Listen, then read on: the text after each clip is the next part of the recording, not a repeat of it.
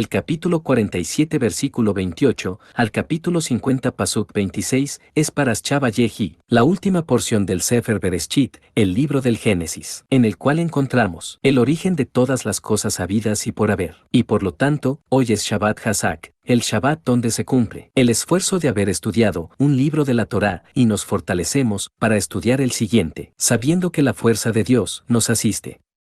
En el estudio de esta porción, vemos cómo antes de morir, Jacob llama a sus hijos y les dice, Asaf, que significa, reúnanse. Y es que Jacob quería tener juntos a sus hijos, para decirles lo que había de suceder en los días finales. Pero, ¿por qué juntos? ¿Acaso no se los podía decir por separado? Lo que sucede es que la redención solamente se va a dar cuando haya unión entre los hijos de Jacob, y esta unión solo se va a dar cuando Efraín, que son las 10 tribus perdidas de la casa de Israel, se acerquen a la casa de Judá, así como José se acercó a su hermano Judá. Y esto es Dios mismo quien lo dice, por medio de su profeta. Ezequiel 37:19. Diles, así ha dicho Dios el Señor, he aquí, yo tomo el palo de José que está en la mano de Efraín, y a las tribus de Israel sus compañeros, y los pondré con el palo de Judá, y los haré un solo palo, y serán uno en mi mano. Ahí está el punto, y por eso es que las palabras proféticas de Jacob las tenían que escuchar todos reunidos, porque si bien cada uno tiene un destino, lo cierto es que no lo van a poder hacer solos, necesitan estar juntos. Pero, ¿cuál es el punto exacto para que se dé esa reunión? ¿Qué necesita pasar? Génesis 50:15 al 21. Viendo los hermanos de José que su padre era muerto, dijeron, quizá nos aborrecerá José, y nos dará el pago de todo el mal que le hicimos. Y enviaron a decir a José, tu padre mandó antes de su muerte, diciendo, así diréis a José, te ruego que perdones ahora la maldad de tus hermanos y su pecado, porque mal te trataron. Por tanto, ahora te rogamos que perdones la maldad de los siervos del Dios de tu padre. Y José lloró mientras hablaban. Vinieron también sus hermanos y se postraron delante de él, y dijeron, henos aquí por siervos tuyos. Y les respondió José, no temáis, ¿acaso estoy yo en lugar de Dios? Vosotros pensasteis mal contra mí, mas Dios lo encaminó a bien, para hacer lo que vemos hoy, para mantener en vida a mucho pueblo. Ahora, pues, no tengáis miedo, yo os sustentaré a vosotros y a vuestros hijos. Así los consoló, y les habló al corazón. Vemos que, luego de 17 años de vivir en Egipto toda la familia, las cosas no se habían arreglado entre José y sus hermanos. Ellos le tenían pavor, especialmente, por ver la manera tan dura como gobernaba a los egipcios. Y este pánico era tal que inventaron algo para que José no los maltratara. Y justo fue la humillación a la que estaban dispuestos sus hermanos, lo que conmovió a José. Y es ahí, justo ahí, cuando José se arrepiente. Y así lo dice el texto cuando dice que los consoló. En el original hebreo aparece el término Naham, que es la palabra H5162 del diccionario Strong, y que literalmente significa arrepentirse. Esto es profético en la figura de Yeshua de Nazaret, cuando éste se le revele a los judíos como su hermano y su Mesías. Zacarías 12:10. Y derramaré sobre la casa de David y sobre los moradores de Jerusalén espíritu de gracia y de oración, y mirarán a mí, a quien traspasaron, y llorarán como se llora por hijo unigénito, afligiéndose por él como quien se aflige por el primogénito. Así como los hermanos de José estaban afligidos cuando el gobernante de Egipto se revela ante ellos como su hermano, así Yeshua se revelará a los judíos como su hermano y Mesías, y ellos se afligirán. Pero así como José consoló a sus hermanos, así también el Mesías consolará a los judíos. Esta porción es un reflejo que nos revela la fuerza y la energía con la cual el Mesías va a gobernar, por un lado, a las naciones, y por otro lado, cómo va a gobernar a su pueblo, pues la plenitud del Mesías se manifestará de dos maneras simultáneas, como el Mesías, hijo de David, Mashiach ben David, que es la forma en cómo gobernará a su pueblo, y como el Mesías, hijo de José, Mashiach ben Joseph, que es la forma en cómo gobernará al resto de las naciones. Regularmente se enseña que el Mesías vino como siervo sufriente y lo identifican ahí como el Mesías ben Joseph. Sin embargo, la Biblia nos demuestra algo impresionante y es la manera como las dos manifestaciones del Mesías operan simultáneamente. En el tiempo de su ministerio, aunque las enseñanzas teológicas lo describen como el Mesías ben Joseph, en realidad se manifestó como el Mesías ben David, y así le decían. Mateo 1:1, libro de la genealogía de Jesucristo, hijo de David, hijo de Abraham. Mateo 21:9, y la gente que iba delante y la que iba detrás aclamaba, diciendo, Hosanna al hijo de David. Bendito el que viene en el nombre del Señor, Hosanna en las alturas. Marcos 10:47. Y oyendo que era Jesús Nazareno, comenzó a dar voces y a decir, Jesús, Hijo de David, ten misericordia de mí. Juan 7:42. ¿No dice la Escritura que del linaje de David y de la aldea de Belén, de donde era David, ha de venir el Cristo? Romanos 1:3. Acerca de su Hijo, nuestro Señor Jesucristo, que era del linaje de David según la carne. Segunda de Timoteo 2:8. Acuérdate de Jesucristo, del linaje de David, resucitado de los muertos conforme a mi evangelio. Apocalipsis 5:5. Y uno de los ancianos me dijo, no llores. He aquí que el león de la tribu de Judá, la raíz de David, ha vencido para abrir el libro y desatar sus 7 sellos. Así que, la Biblia registra muchos testimonios de la identidad del Mesías, como hijo de David durante su ministerio. Y es que lo del siervo sufriente también aplica a David, porque tanto David como Yeshua fueron perseguidos por las autoridades de su propio pueblo. Pero también hay testimonios de cómo el Mesías se manifestó como hijo de José. Juan 1:45. Felipe halló a Natanael, y le dijo, hemos hallado a aquel de quien escribió Moisés en la ley, así como los profetas, a Jesús, el hijo de José, de Nazaret. Juan 11:54. Por tanto, Jesús ya no andaba abiertamente entre los judíos, sino que se alejó de allí a la región contigua al desierto, a una ciudad llamada Efraín, y se quedó allí con sus discípulos. Juan 4:25-26. Le dijo la mujer, sé que ha de venir el Mesías, llamado el Cristo, cuando Él venga nos declarará todas las cosas. Jesús le dijo, yo soy el que habla contigo.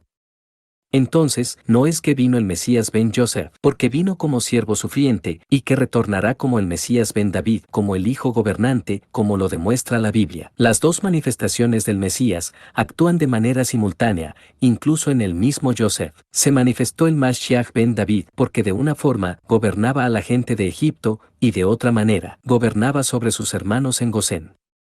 Así será en el reino mesiánico por 1000 años, como José gobernó a los egipcios, y como David gobernaba a los pueblos que conquistaba, así el Mesías gobernará a todas las naciones de la tierra, y como José gobernaba sobre sus hermanos en Gosén, y como David gobernaba sobre todas las tribus de Israel, así el Mesías gobernará sobre todos los que guardan Torá y forman su pueblo.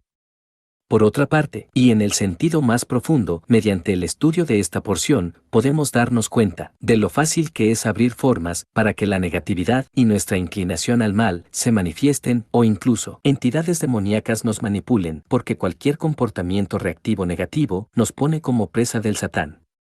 Shabbat Vayehi es increíblemente emocionante y poderoso porque esta porción tiene muchas lecciones y revelaciones. Pero retomamos la parte cuando Jacob llama a sus hijos y les dice, Génesis 49:1, y llamó Jacob a sus hijos, y dijo, juntaos, y os declararé lo que os ha de acontecer en los días venideros. Muchos piensan que se tratan de los días finales, pero si ponemos énfasis en la narrativa, veremos que Jacob se está refiriendo a los días del reino mesiánico, los 1000 años antes de entrar a la eternidad. Y aquí además, el patriarca nos revela el misterio de por qué el reino mesiánico va a durar 1000 años. A esto se le llama, Gemar Hatikun, la corrección final. O sea que, esos 1000 años van a ser de una última depuración para la humanidad, especialmente para los que vivan entre las naciones. Por eso, es que está escrito lo que va a pasar al final de esos 1000 años. Apocalipsis 27-9. Cuando los 1000 años se cumplan, Satanás será suelto de su prisión. Y saldrá a engañar a las naciones que están en los 4 ángulos de la tierra, a Gog y a Magog, a fin de reunirlos para la batalla, el número de los cuales es como la arena del mar. Y subieron sobre la anchura de la tierra, y rodearon el campamento de los santos y la ciudad amada, y de Dios. Descendió fuego del cielo, y los consumió.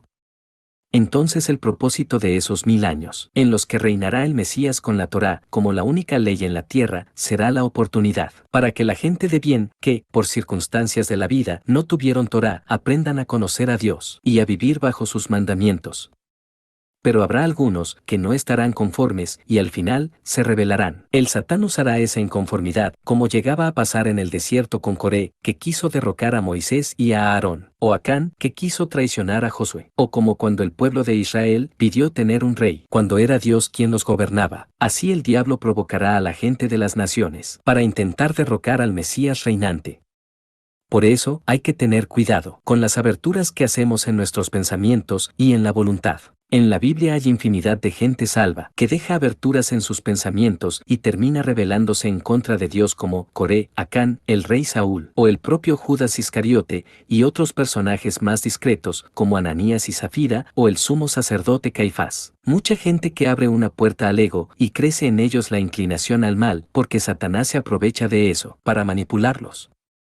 Algunas de las bendiciones que Jacob da a sus hijos, más que bendiciones, parecen maldiciones. Lo cual nos enseña que, incluso una sentencia dura, fuerte de parte de Dios, también refleja la luz del Creador, y al final, resulta en algo bueno. Esta es la única Paraschá, y es el único Shabbat, en el cual se revela todo el propósito del reino mesiánico de 1000 años. Gemar Hatikum, la última corrección. En la Torá práctica, ¿cómo aplica esto a nuestras vidas hoy en día, si se trata de algo que sucederá 1000 años después de que llegue el Mesías? Si creamos la expectación de que la corrección final es hoy, ahora en nuestros días, y que el Mesías está por depurar ya, y por última vez, a los que habrán de ser salvos por toda la eternidad, entonces nos podremos conectar con el reino mesiánico ahora mismo y poner fin al dolor, al sufrimiento y a la muerte. Ese es el secreto increíble y poderoso de Shabbat Vayehi. Ya para finalizar, la Paraschá nos muestra que Jacob es llamado con dos nombres en la Torá, Jacob e Israel. El nombre de Israel, espiritualmente, es más elevado que el de Jacob, primeramente porque es el Señor mismo quien le pone el nombre de Israel. Pero en Paraschá Vayehi notamos algo. En los momentos buenos para él, es mencionado como Israel. En los momentos malos para él, es mencionado como Jacob. En la Torá profunda, esto nos enseña que, cuando vamos por el camino de la fe y guardamos Torá, nuestra alma tiene dos hemisferios. Uno se llama Israel, el otro se llama Jacob. Uno es la parte espiritual de nuestra vida, el otro es la parte material de nuestra vida. Por lo tanto, cada vez que en la Torá se menciona a Jacob o a Israel, Dios está hablando a una parte determinada de nuestra alma. En Shabbat se manifiesta únicamente la parte espiritual de nuestra alma. Israel, somos Israel, mientras que la parte material de nuestra alma, en Shabbat, está dormida. Por eso, es que a este día, espiritualmente se le llama, el día de reposo. Éxodo 29:10. 6 días trabajarás, y harás toda tu obra, mas el séptimo día es reposo para el Señor tu Dios, no hagas en él obra alguna, tú, ni tu hijo, ni tu hija, ni tu siervo, ni tu criada, ni tu bestia, ni tu extranjero que está dentro de tus puertas. Por eso es que Shabbat es también el día de la manifestación del Mesías, quien dice, Marcos 2:27-28, también les dijo, el día de reposo fue hecho por causa del hombre, y no el hombre por causa del día de reposo. Por tanto, el Hijo del Hombre es Señor aún del día de reposo. Por esto, no es casualidad que la gran mayoría de los milagros de sanidad que hacía el Mesías los hiciera en Shabbat, porque era el día en que la gente estaba más sensible, más despierta a lo espiritual. Entonces, uno de los regalos que nos da Paraschá Vayehi es el saber de que, en cada Shabbat, tenemos un encuentro con el Mesías, donde Él se manifiesta en toda su plenitud, para atender las necesidades físicas o materiales que tenemos, mientras nosotros estamos saciando nuestras necesidades espirituales. Esto queda doblemente ilustrado en el Evangelio, Marcos 2:23-26. Aconteció que al pasar él por los sembrados un día de reposo, sus discípulos, andando, comenzaron a arrancar espigas. Entonces los fariseos le dijeron, mira, ¿por qué hacen en el día de reposo lo que no es lícito?